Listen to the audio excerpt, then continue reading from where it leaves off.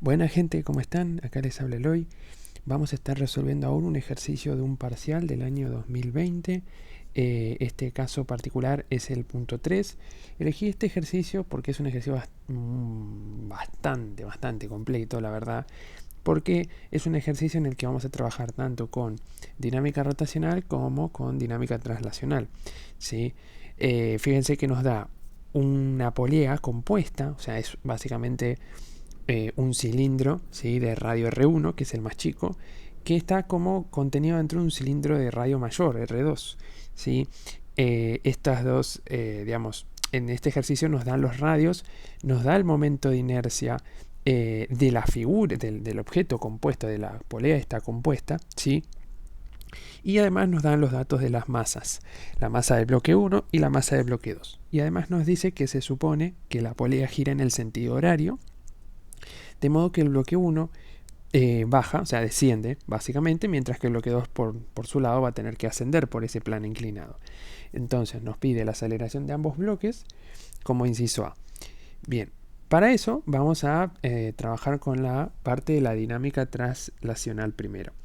Entonces hacemos dos diagramas de cuerpo libres, ¿sí? Este sería el diagrama de cuerpo libre para el bloque 1, que es el que está colgando en el aire, ¿sí? Fíjense que sobre él solo vamos a tener el peso, la fuerza peso y la tensión. Y vamos a tomar positivo en la dirección descendiente, o sea, en la dirección, lo que sería hacia abajo, ¿sí? Después tenemos el diagrama de cuerpo libre del bloque que está sobre el plano inclinado.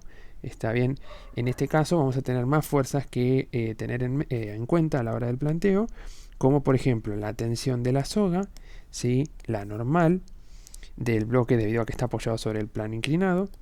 Y después, bueno, tenemos en sí en realidad el peso, que lo vamos a descomponer, como ya hemos visto varias veces, en una componente paralela al plano inclinado y en otra componente perpendicular al plano inclinado, ¿sí?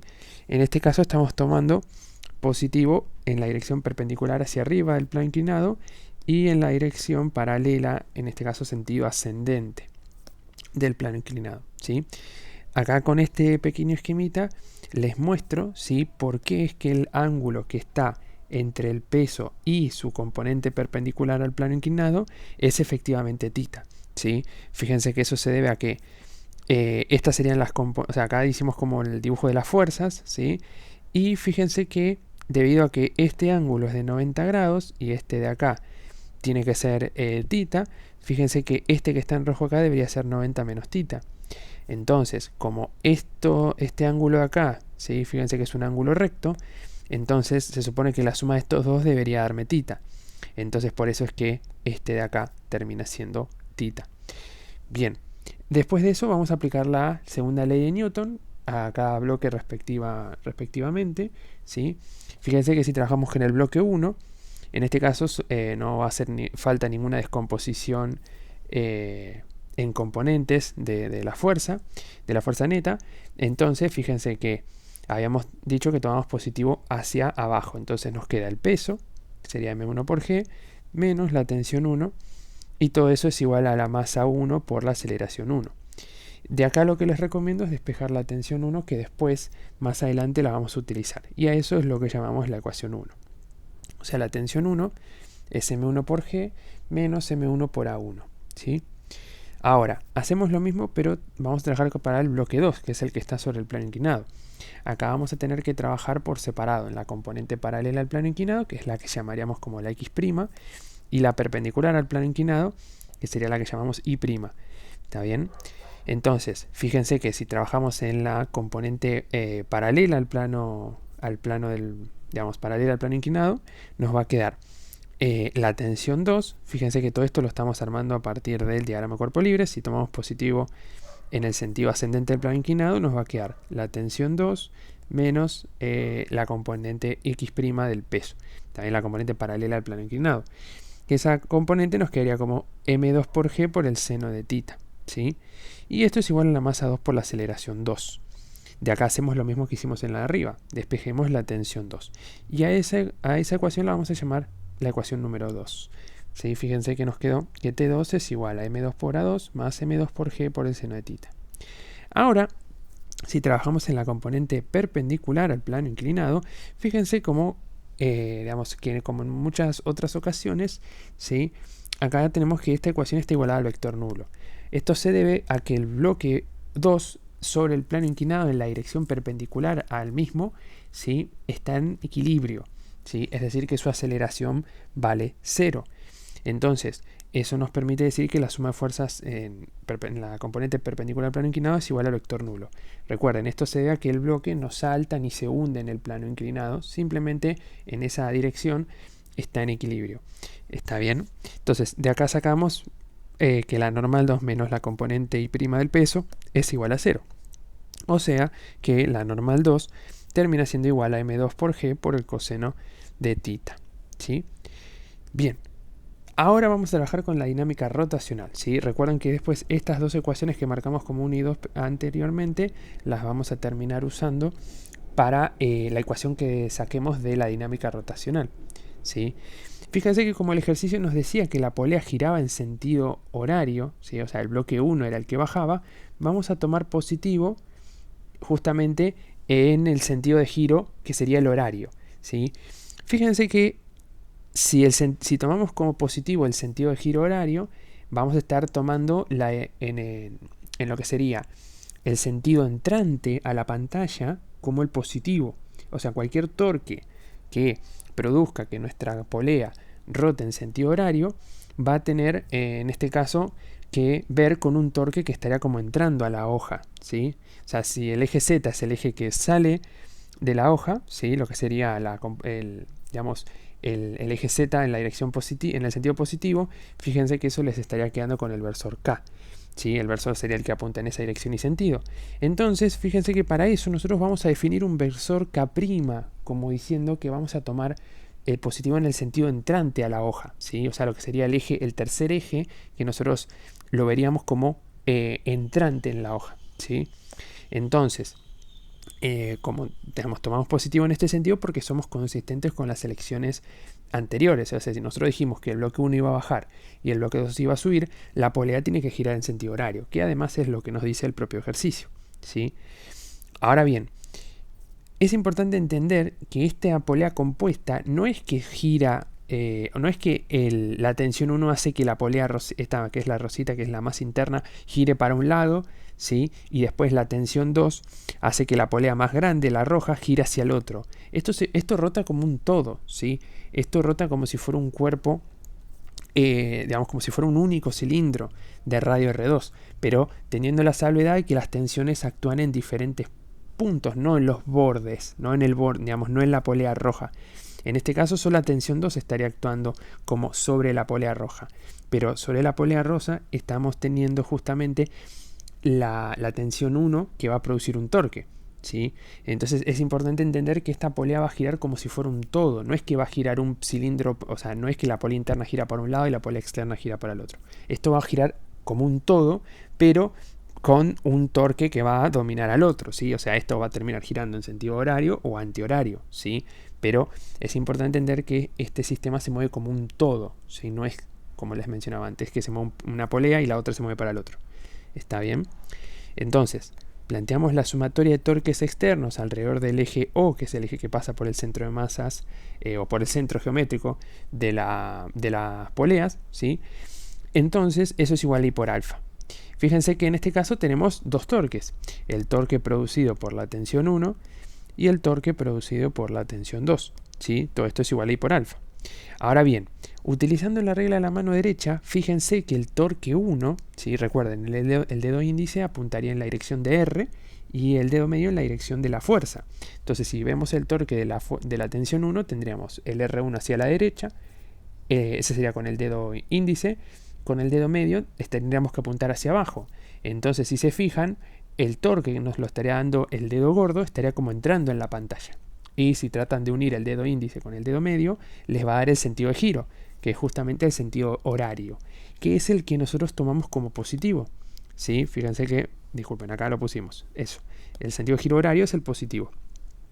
Entonces, vamos a escribir al torque 1 de la tensión 1 como el módulo del vector por el versor con el que apunta. En este caso, fíjense que ese versor sería el versor que definimos como el versor K'. Recuerden que el versor K' no sería otra cosa que menos el versor K. Está bien, el versor K de toda la vida. Y simplemente por una cuestión de no estar escribiendo menos versor K todo el tiempo, definimos este nuevo versor a fines prácticos del ejercicio. Entonces, luego nos queda la tensión del torque 2, el torque de la tensión 2. Entonces, eso nos va a quedar como el módulo del torque por el versor con el que apunta. Fíjense que el torque de la tensión 2 nos va a producir un torque en sentido antihorario. Fíjense, el dedo índice apunta como hacia arriba a la izquierda, hacia donde apunta R2, y el dedo medio nos quedaría como apuntando en la dirección de T2. Entonces el dedo gordo nos indica que ese torque va a ser un torque que saldría de la hoja y que estaría influyendo con un sentido de giro antihorario, ¿sí? Que es el sentido que nosotros es el sentido contrario al que tomamos como positivo. Por eso es que acá aparece menos el versor K'. ¿Está bien? Y bueno, del lado derecho, como nosotros asumimos que la polea va a rotar en sentido horario, el vector a aceleración angular va a quedar ya con el versor K', ¿sí? Fíjense que los versores K' los podemos sacar de nuestro análisis, ¿sí? Y fíjense que todo esto nos va a quedar que el módulo del torque T1, fíjense que el módulo del torque, debido a que es el módulo de un producto vectorial, nos va a quedar el módulo de R por el módulo de la fuerza, que en este caso es T1, por el seno del ángulo que forman la tensión, en este caso, y el R1, que son 90 grados. Está bien, por eso nos queda el seno de 90 ahí. ¿Sí? Y lo mismo pasa con el torque 2, es el módulo del R2 por el módulo de la fuerza por el seno del ángulo que hay entre ellos dos, que también es el seno de 90. Y todo eso es igual a I por alfa. Fíjense que el módulo de R1 no es otra cosa que el radio 2 de la polea. Y el módulo de R2, ¿sí? Perdón, al revés. El módulo de R1 sería el radio 1 de la polea y el módulo de R2 sería el radio 2 de la polea. ¿Está bien? Entonces lo que nos estaría quedando sería el radio 1 por la tensión 1 menos el radio 2 por la tensión 2. Todo eso igual a I por alfa. ¿Sí? Entonces a esta ecuación la llamamos 3. Recuerden que teníamos otras dos ecuaciones de antes que habíamos llamado la ecuación 1 y la ecuación 2. ¿Sí?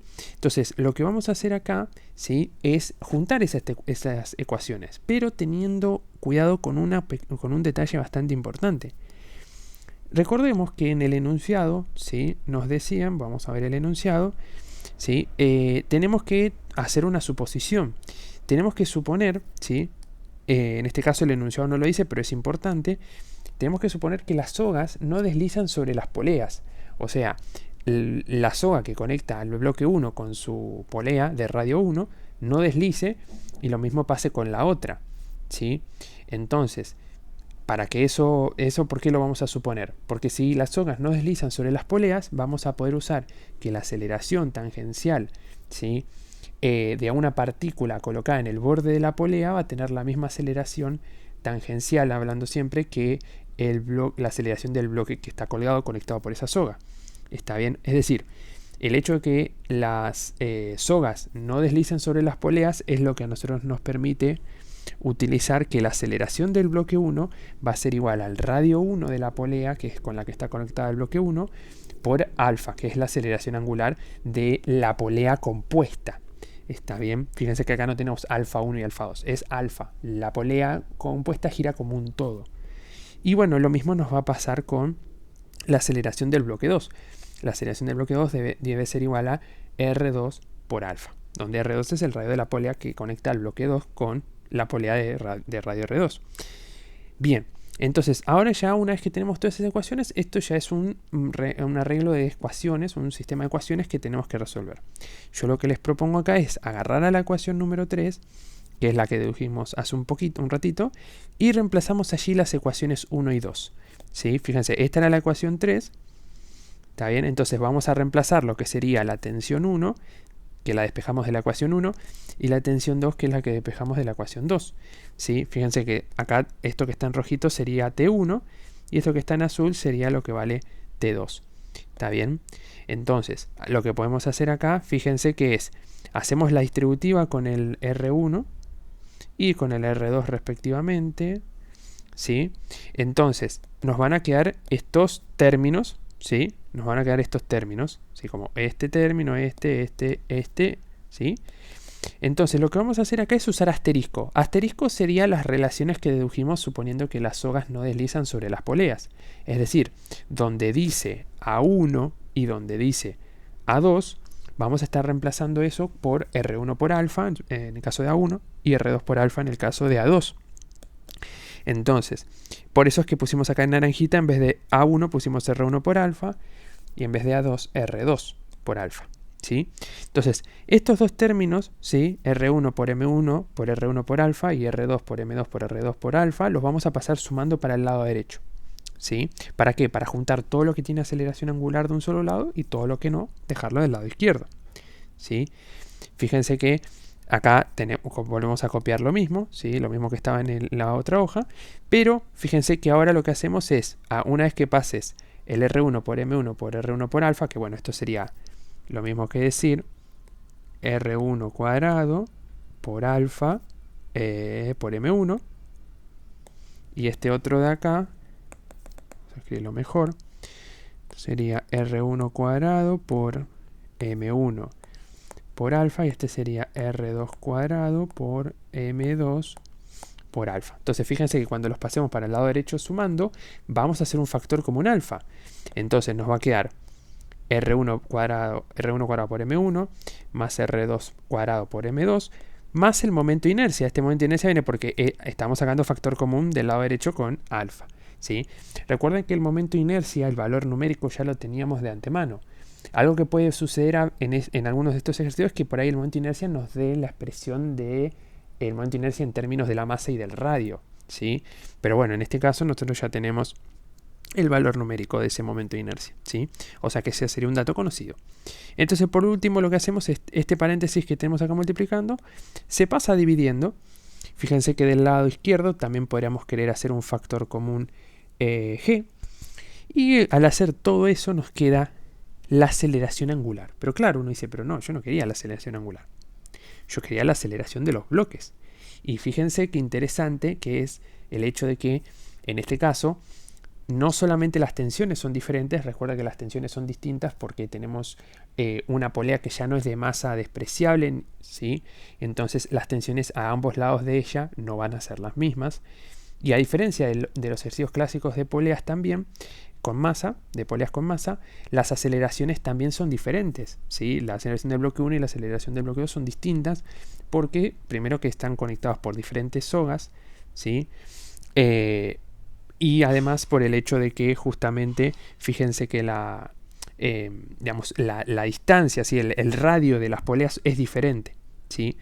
Entonces fíjense, yo acá marqué una B larga. Eso es porque el inciso B nos pedía la aceleración angular, ¿sí? O sea, es como que ya respondimos el inciso B sin haber hecho el inciso A. Pero bueno, se imaginan que, como nosotros habíamos dicho antes, que A1 y A2, que es lo que nos pide el ejercicio, era R1 por alfa y R2 por alfa respectivamente, lo único que nos falta es agarrar a este valor de alfa que encontramos y multiplicarlo por R1 para tener A1, ¿sí? Fíjense acá, R1 si lo multiplicamos por alfa, tenemos lo que nos da A1, y si multiplicamos por R y después a alfa lo multiplicamos por R2, calculamos el valor de A2, ¿sí? Fíjense que acá yo lo dejé todo en términos generales, pero en este ejercicio nos daban numeritos, pueden reemplazar los valores numéricos y ver aproximadamente cuánto da. Y a eso efectivamente sería el inciso A. Y por último, el inciso C, fíjense que nos estaría pidiendo las tensiones de las cuerdas, ¿sí? Fíjense que nosotros de la ecuación 1 habíamos despejado la tensión 1 en función de A1. O sea que si ya tienen A1, reemplazan A1 acá y tienen el valor de la tensión 1. Fíjense que esto se los dejo para que ustedes lo puedan terminar, que es bastante sencillo. Y después, la tensión 2, fíjense que también de la ecuación 2 teníamos a la tensión 2 en función de A2, que como ya tenemos A2, lo acabamos de calcular acá arriba, se los dejo a ustedes para que reemplacen el valor, usen los valores numéricos y vean aproximadamente cuánto les va a dar, ¿sí? Recuerden que es importante en estos ejercicios que este despeje que nosotros hicimos ahora, por más de que nosotros teníamos los datos numéricos no siempre son posibles tenerlos, ¿sí? En algunos casos uno asume que es un dato, por ejemplo, uno asume que R1 y R2 son datos, pero no nos dan el valor exacto. Entonces, está bueno que ustedes se acostumbren a despejar, a trabajar en términos genéricos y recién a lo último reemplazar los valores numéricos si los hay. ¿Por qué? Porque primero así que se van a evitar posiblemente errores de cuenta, ¿sí? Y más importante aún, errores de redondeo. ¿Está bien? Si ustedes agarran y calculan, por ejemplo, algún seno o algún coseno o realizan alguna cuenta que dé un número irracional, está bien, ustedes por lo general van a redondear ese número, por más, digamos, sumado el hecho de que la calculadora ya hace un poco eso porque no puede poner todos los decimales porque los irracionales tienen infinitos decimales, ¿sí? Entonces fíjense que ustedes cuando están redondeando números, al estar haciendo eso, ustedes están como modificando el valor real del resultado, ¿sí? Y esa modificación que se use en otras cuentas que se hacen después va a resultar en un error inclusive mayor aún que el primero, ¿sí? Error tómenlo como no que esté, digamos, no como un paso equivocado, sino que es como que el valor que ustedes están utilizando, como el valor, por ejemplo, de la aceleración 1, ¿sí? Si ustedes redondearon lo que calcularon, sí, fíjense que ese A1 no es el valor original que supuestamente debería dar. Entonces, si ustedes usan ese valor redondeado para calcular la tensión 1, fíjense que la tensión 1 también va a diferir bastante del valor que realmente debería tener si hubiesen usado el número original. Pero bueno, eso es una cuestión aparte. Lo importante es que está bueno que ustedes se acostumbren a trabajar en forma genérica, ¿sí? Decir, yo esto lo tengo, y despejar las incógnitas en función de esos parámetros conocidos, y después a lo último, si realmente tienen esos valores numéricos de esos parámetros, reemplazarlos, ¿sí? Y básicamente con eso ahí ya lo tendrían resuelto. ¿Está bien? Así que bueno, gente, nos vemos en la próxima para resolver otro ejercicio, ¿sí? De este mismo parcial, pero que va a tener un poquito de todo. Va a tener cinemática, energía y un poquitito de movimiento armónico simple, pero van a ver que simplemente es el análisis de la energía de un bloque que comprime un resorte, ¿sí? Así que nos vemos en un rato para ver esos ejercicios.